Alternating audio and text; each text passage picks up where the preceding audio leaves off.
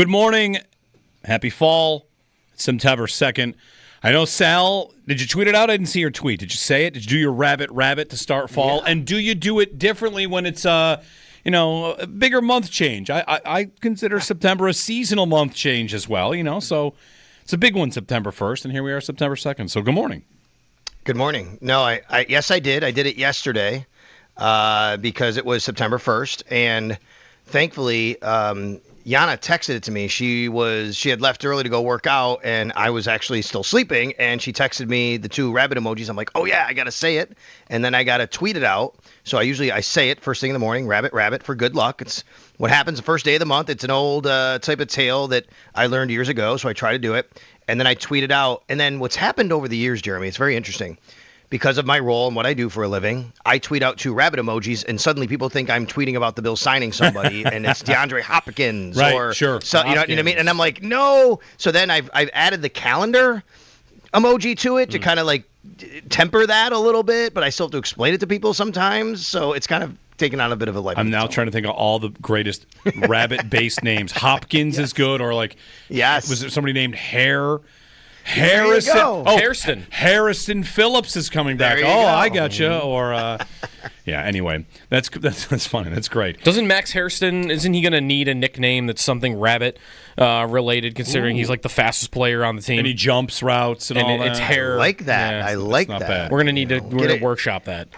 I like that. Hopefully get him on the field as soon as possible. He's going to miss, obviously, 4 games coming up here. That's the minimum, and hopefully he'll be ready to rock and roll after that. And obviously this week we're going to be checking out, what's happening at that position around him, guys, because there's a lot of intrigue and wonderment about Tre'Davious White still. It's interesting. Yesterday, you're talking, Jeremy, about first of the month and rabbit. And then one of the other things that happened yesterday was lots of teams had practice with media availability. Lots of teams didn't. The Bills were in the boat that didn't.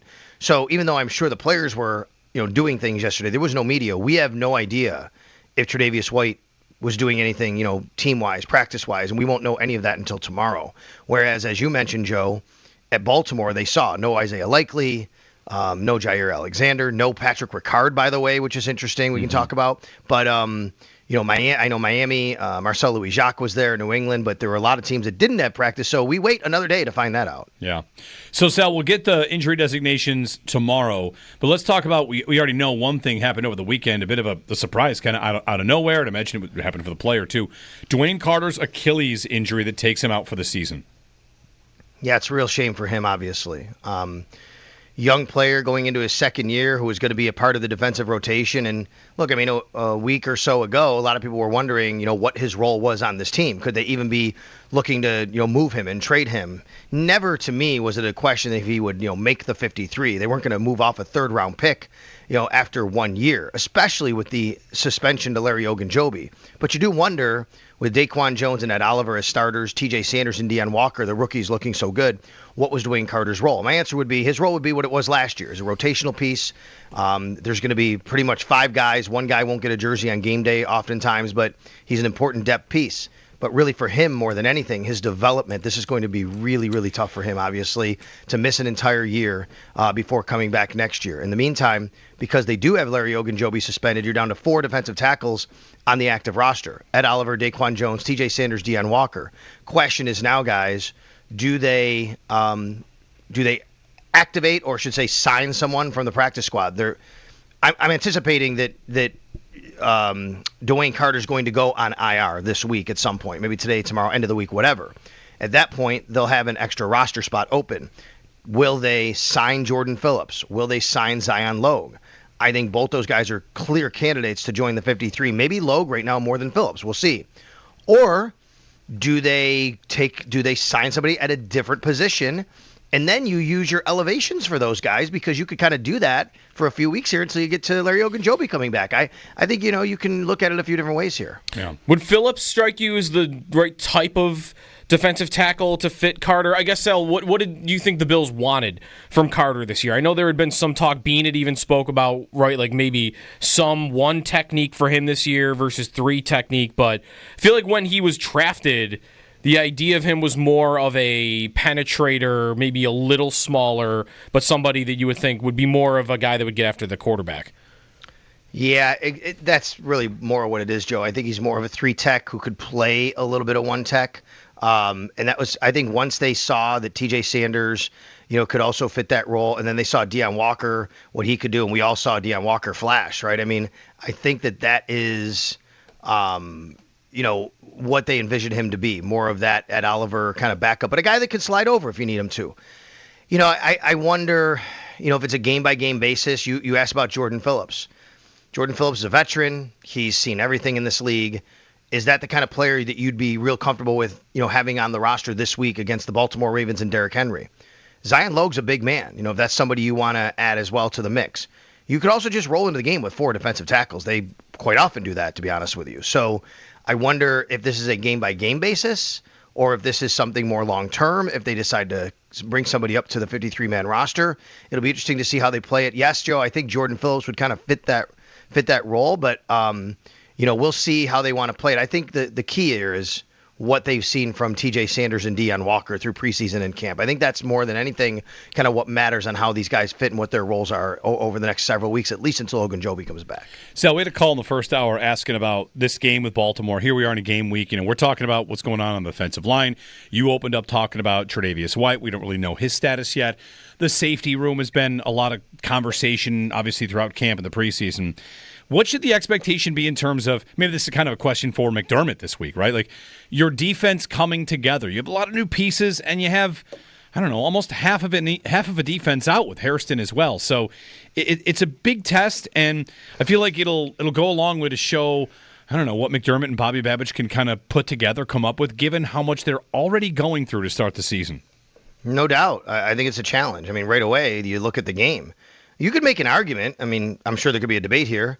You could make an argument that this is the toughest game in the regular season the team will play all year. Now, of course, the Eagles won the Super Bowl. They come to Buffalo. That's late. That's December when both teams might be in a different spot. So, I get that. Of course, the Chiefs, right? But certainly it's right up there. And you come right out of the chute, and you got to play, A, maybe the toughest team on your schedule or toughest game. That's part of it. B, a team that their last game here, the Baltimore Ravens, they just lost to end their season. You think they don't want to come here and atone for that? Oh, my gosh. I think very clearly to what happened when the Bills beat the Colts in the playoffs, and the next year was the Jonathan Taylor game, right? And they were like, yeah, we want to go over there and show them, like, we thought we should have won that playoff game, and we want to show we were the better team. Like, I think about things like that. That stuff is real, right? These guys, they know. Like, they came here, and they want to prove a point this year coming to this game. And then there's the injuries on top of it, Jeremy, which you mentioned, which is something they've been dealing with. Now, look, there's always the upside of it allowed guys to really get more opportunity. It allowed them to use some of their depth to see what they had in some of these rookies. And I think they were able to see who fits, who doesn't, and getting Deion Walker and TJ Sanders involved, getting Dorian Strong involved, right? I think those are real benefits for this team. But they also didn't have Cole Bishop for quite a while. And finally, the last couple of weeks, he's been on the field a little bit more, right? So, yeah, that's just an example there. They're going to have to, what do they do? How do they manage Joey Bosa throughout the year? Want to make sure it is a marathon, not a sprint. He's been healthy, but you want to make sure you stay healthy when it comes to that. It is a test. There's no doubt for Sean McDermott, for Bobby Babich. But, look, the NFL, they'll be the first to tell you, no one feels sorry for you in this league, right? You go out there and you have to perform, period. It doesn't matter who's on the field. Sal, we mentioned the Baltimore injuries going into the week as they did practice yesterday and had that open. So of the 3 guys that we just mentioned, likely Jair Alexander and Pat Ricard, how important do you see each of those injuries? They're all starters. Likely maybe is their second best pass catcher. Alexander's the one where I feel like we talked about him when there was a rumor about the Bills acquiring him. He's got injury problems throughout his career. So it maybe isn't even that stunning that he wouldn't be available to them right away. Yeah, when he signed, I remember the day he signed, and we were all like, oh, all right, Ravens, there they go, loading up. Well, it was a risky signing, obviously, and everybody kind of knew he had some injuries. Apparently, from what I've read, he already had his knee drained, right after he got there. And, that's been an issue for him, a knee injury, and that's kind of what held him back in Green Bay. And now he has not practiced, guys, since August 4th, I think it is. Maybe August 1st, somewhere in there. It's been quite a while for him.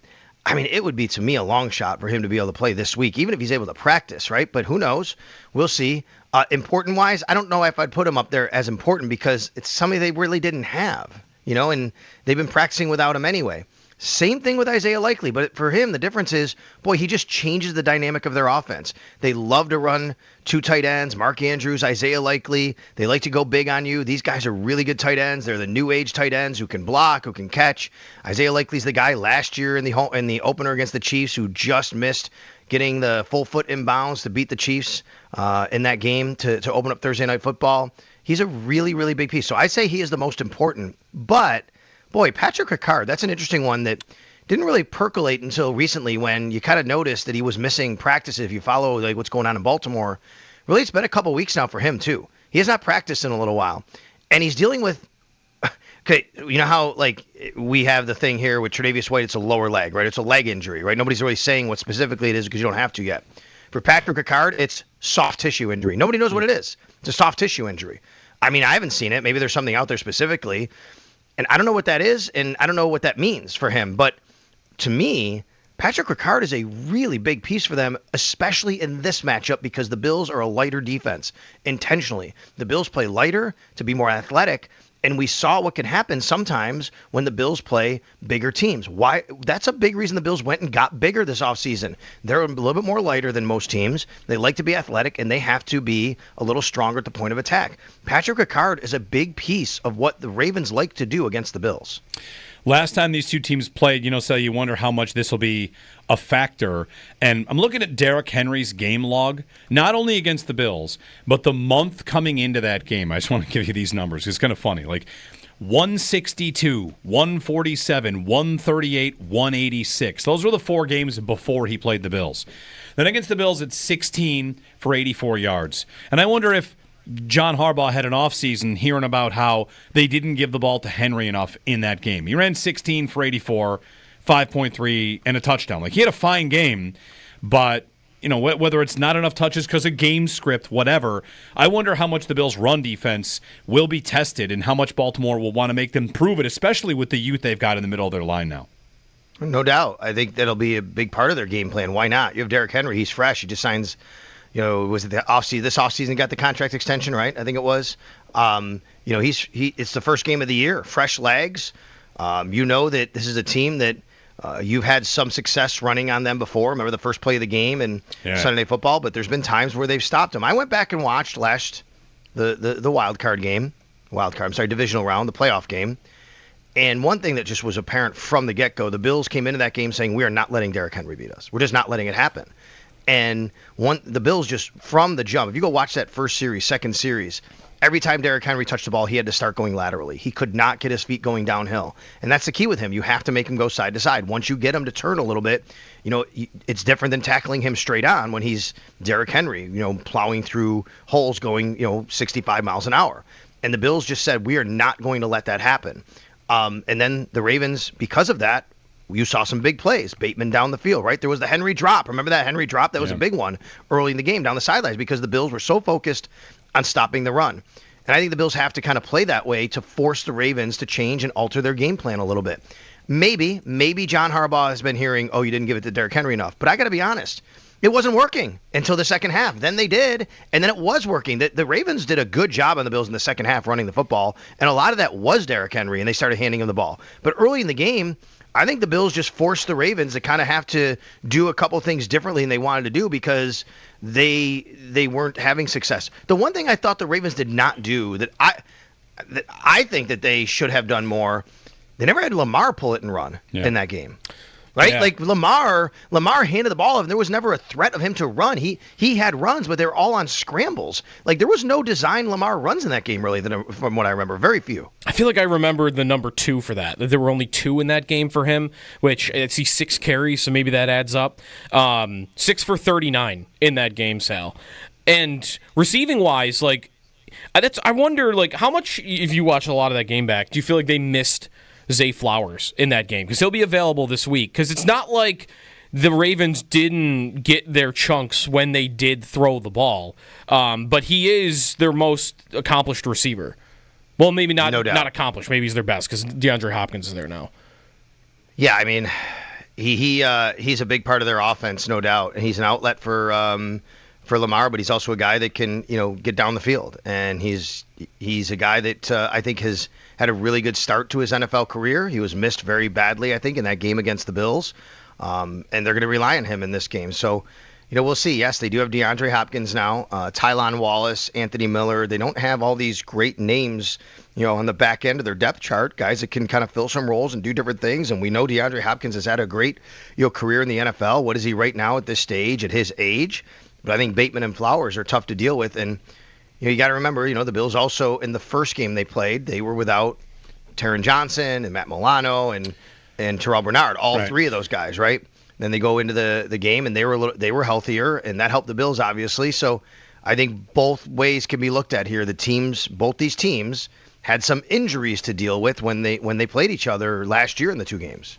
Sal Capaccio on the Western Hotline. Sal, we know you got to run. We'll talk tomorrow and get game injury designations as we roll through this game week. Happy season. We'll talk soon.